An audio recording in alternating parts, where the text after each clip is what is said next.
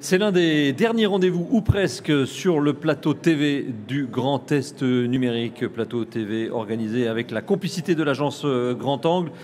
Et je suis avec Frédéric Cavazza. Bonjour, bonsoir. Bonjour. On est à l'heure, quelle heure est-il? On dit encore bonjour à cette heure-ci, bonjour. Oui. Frédéric, vous êtes directeur général de CISC et vous êtes un spécialiste de la donnée. Et avec vous, nous allons évoquer la gestion opérationnelle de la donnée. Vous avez travaillé dans les métiers de l'Internet depuis près de 25 ans. Oui. Autrement dit, vous êtes né avec l'Internet. J'ai pas fait grand-chose d'autre dans ma carrière professionnelle, Oui, effectivement. Voilà, spécialiste de marketing digital, commerce en ligne, médias sociaux, mobile, plateformes numériques, intelligence artificielle, etc., etc. Vous accompagnez les grandes marques européennes dans leur compréhension des nouveaux usages. Et surtout, chose importante, c'est que vous tenez un blog depuis 18 ans. Oui. Donc ça commence à faire référence. Effectivement, j'ai publié près de 4000 articles, donc ça fait... j'ai investi beaucoup d'énergie. Oui, il y a de la matière. Vous avez donné une conférence sur la gestion opérationnelle de la donnée. Si vous vous intéressez à ce sujet, c'est que votre perception est que nous ne l'utilisons pas bien, pas suffisamment, pas de façon coordonnée. C'est un petit peu tout ça en même temps, en fait. Déjà, c'est important de préciser que ça fait très longtemps que les entreprises, elles exploitent la donnée. Donc l'assertion qui consiste à dire « ah, nous, on ne fait rien en matière de données », c'est pas vrai. Il y en a toujours un petit peu à petite échelle. On en fait sans le savoir. Ah oui, bien sûr, mais depuis des décennies, que ce soit dans la gestion des forces de vente, dans la gestion de la relation client, dans la mesure de la performance, toute entreprise en fait plus ou moins. Le problème, c'est qu'aujourd'hui, on est face à une concurrence qui est beaucoup plus féroce, on est sur des échelles de temps qui sont plus réduites, donc il faut vraiment, vraiment investir beaucoup d'efforts pour pouvoir gagner en performance et pour pouvoir s'aligner sur les exigences du marché. Qu'est-ce qu'on appelle donnée ? La donnée, en fait, une donnée, c'est une observation. D'accord ? Ce n'est pas forcément un chiffre que l'on met dans une grille Excel. La donnée, elle est multiple. Ça peut être un chiffre, ça peut être les discussions sur les médias sociaux. La donnée, elle peut être quantitative, 5. Elle peut être qualitative. Oui, en ce moment, ça fonctionne bien. Voilà, ça peut être du ressenti. Elle est vraiment multiple. L'idée, c'est que vraiment, c'est une observation.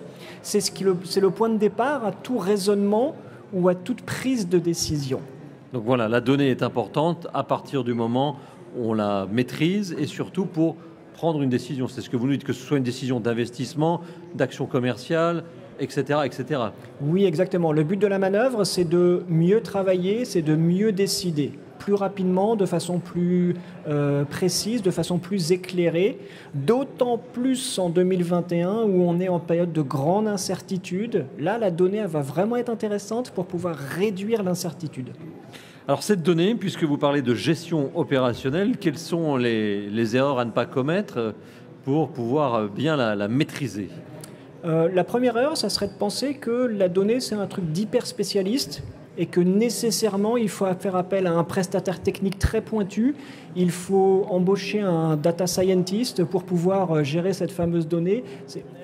C'est pas vrai. Tout le monde peut, à son échelle, contribuer, au pire à la collecte, sinon au raffinage de la donnée, à son exploitation, mais également à l'amélioration de la prise de décision. Donc tout le monde peut participer. On s'arrête un instant là-dessus. Donc sur l'erreur à ne pas commettre, c'est de penser que ce sont des domaines de spécialistes. Mais d'abord, avant d'aller plus loin, le raffinage de la donnée. C'est-à-dire qu'il y a, comme le pétrole, la donnée brute et la donnée raffinée.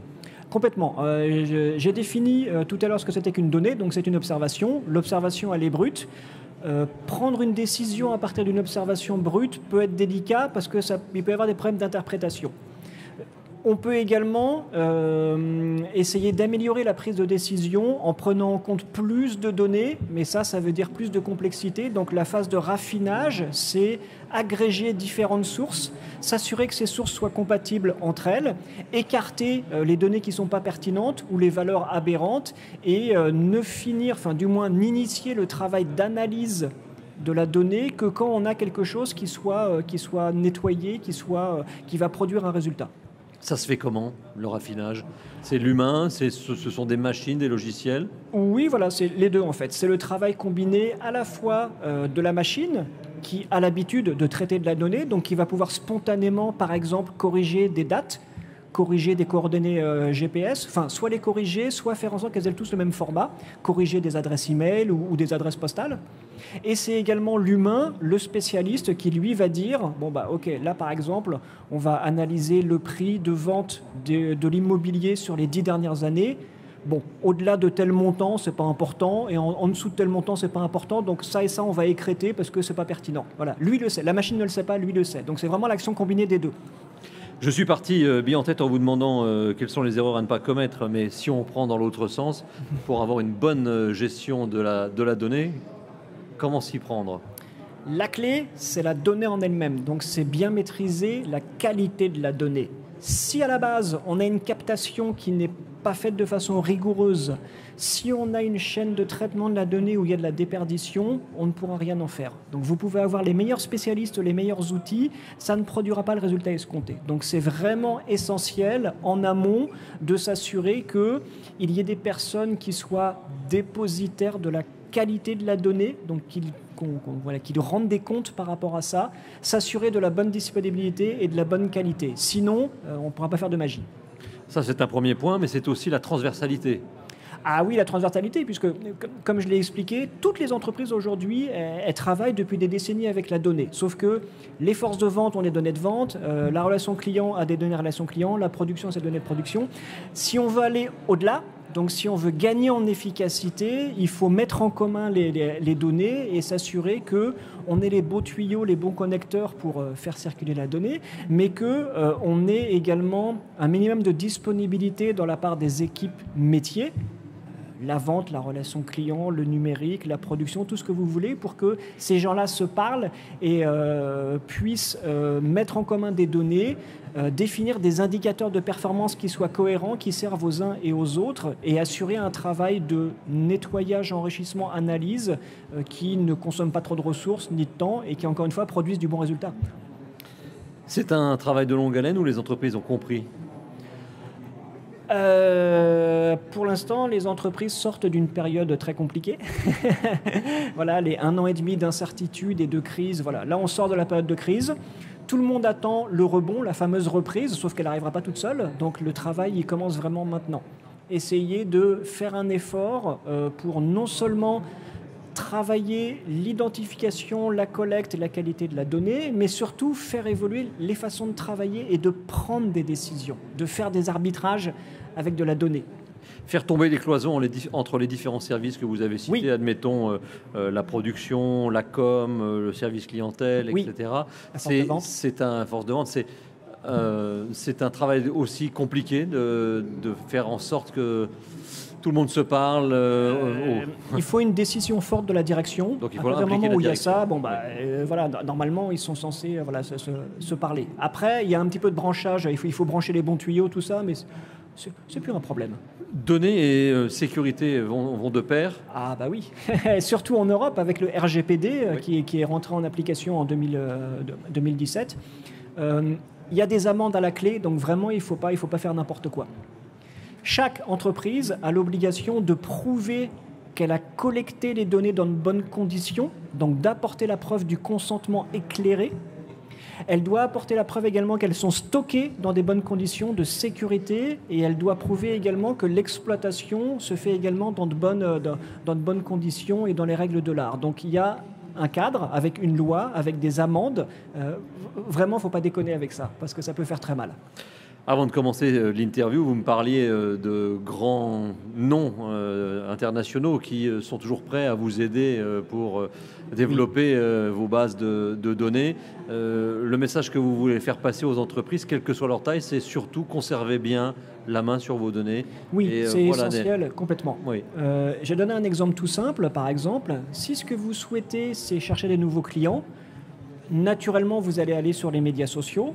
Naturellement, vous allez finir sur Facebook, Instagram. Vous pouvez trouver des nouveaux clients. Vous pouvez avoir l'impression que ça fonctionne parce que vous trouvez des nouveaux clients et que vous arrivez à bien gérer la donnée, sauf que vous n'avez pas accès à ces données. Ces données, c'est propriété de Facebook et ils ne vous les donneront pas. Donc, c'est important également de se dire peut-être qu'il faut que je collecte quand même l'email, le nom, l'adresse et ainsi de suite parce que le jour où j'arrêterai de payer Facebook, je n'aurai plus rien. En fait, on loue l'utilisation de la donnée, mais on n'achète pas de la donnée à Facebook. C'est pas vrai. ça, c'est un exemple parmi d'autres. Donc vraiment, l'essentiel, c'est qu'il faut que les entreprises aient la propriété et la maîtrise de leurs données, qu'elles ne soient pas dépendantes de fournisseurs. En termes de compétences à l'interne, qu'est-ce que ça nécessite? Vous avez parlé tout à l'heure de data scientist, mais est-ce qu'on est obligé de passer par là? Qui peut-on mettre? Je suis directeur général d'une entreprise, j'ai envie, vous me faites envie de développer la donnée, de la voir, de la posséder. À qui je fais appel? Potentiellement n'importe qui, et idéalement tout le monde devrait faire ça. Donc tout le monde devrait participer à sa petite échelle. Petite échelle, ça veut dire soit mieux décider ou mieux travailler avec la donnée, soit à minima aider à l'identification et la collecte de la donnée. Mais pour faire ça, il faut diffuser une culture de la donnée en entreprise, donc expliquer ce que c'est, ce que ce n'est pas, ce qu'on peut faire, ce qu'on ne peut pas faire, quel est l'objectif, voilà, quels sont les risques, tout ça il faut l'expliquer et il faut l'expliquer à chaque collaborateur. Et il y a des écoles, des formations, des filières spécialisées pour il y a les tout ça. professionnels. Vous avez des écoles aujourd'hui qui forment des ultra spécialistes, les fameux data scientists, mais qui sont des scientifiques. Oui. Vous avez également des formations un petit peu plus courtes qui forment des data analystes, donc des personnes qui sont plus opérationnelles. Vous avez des formations courtes pour mettre à niveau en culture de la donnée vos collaborateurs. On a un éventail aujourd'hui qui est... voilà, il n'y a plus qu'à. Il n'y a plus qu'à. Merci en tous les cas. Merci Frédéric Cavazat d'être Merci passé pour sur votre le accueil. plateau de Gênes. Bon après-midi. Également. Merci.